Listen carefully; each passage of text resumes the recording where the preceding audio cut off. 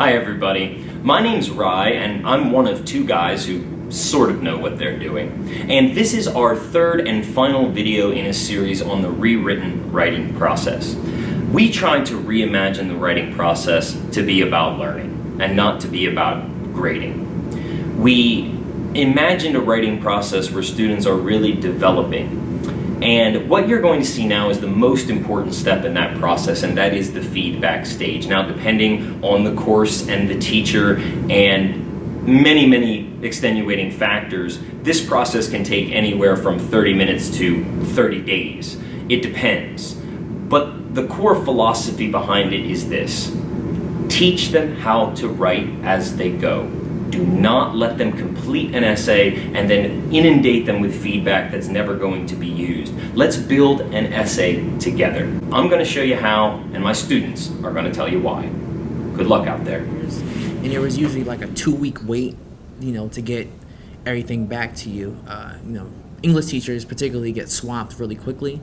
So, feedback is something like, what I get wrong? What's my grade? How can I improve? Well, we'll see about that in a week or two from now, because I have 120 papers to get through physically, and I have to sit down and do it instead of just, cycling through it and leaving comments as I go, So that's one big change. Yeah.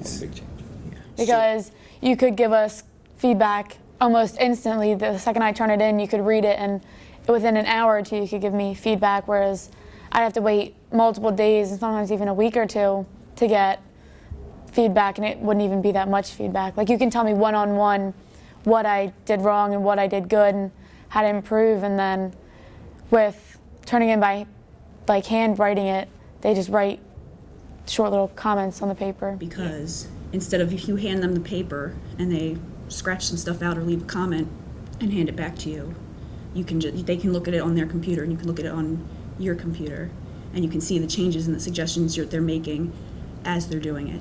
Yeah, it's like real time. Yeah. Did you guys ever I used to have teachers who would give me back feedback and I couldn't read their handwriting. Yes. That's It all ties together. Instead of before, you're kind of scratching into the margins as little as you can so you can fit. Now I can make sure I see everything I need to fix my essay. It's a lot more interactive, I think.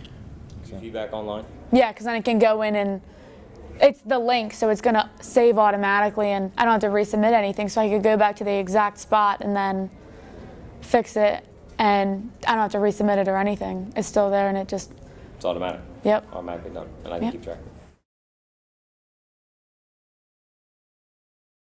Did you ever have a teacher teach you what the notations meant? Oh yeah, this is where you need to start another paragraph. This means I want you to take this word out. This means add something, stuff like that. There was a whole script of 3 lines means capitalize this right? letter, yeah. We don't need that anymore. Nope. So the basic idea here is that while the student is working a little further ahead on the essay, the instructor is just behind providing feedback in the Google Doc. Here we see that we could use the chat feature to talk to the student. I like to have silent writing days in my room, but we can also leave comments on the document.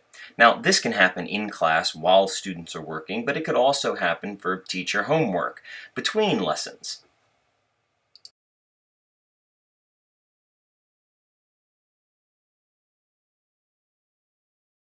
Here we see what we call assignment markers, and these are for both instructor and student. These markers take place over a 1-week writing assignment, and if you look at these closely, you will see that the instructor and the students have a pattern to follow to progress through the essay that results in a draft after 7 days. Here's a short essay that was graded by hand. You'll notice the typical type of annotations that a teacher might make, including in the second sentence I circled the word whom and wrote WC for word choice above it. Now take a look at the same essay that was graded using online feedback. You can clearly see that the feedback is much more extensive. This time, for whom, the student got not only a link to a resource to help her understand the difference between who and whom, but I also was able to give her a hint. What you can't see here is that the digital feedback took less time than the hand feedback by about 2 minutes. And here's the really great news for teachers. when it comes time to actually grade that essay at the end of the process and the end of the milestones, you've already read the essay through several times. Now all you have to do is use the rubric for feedback and simply grade the essay.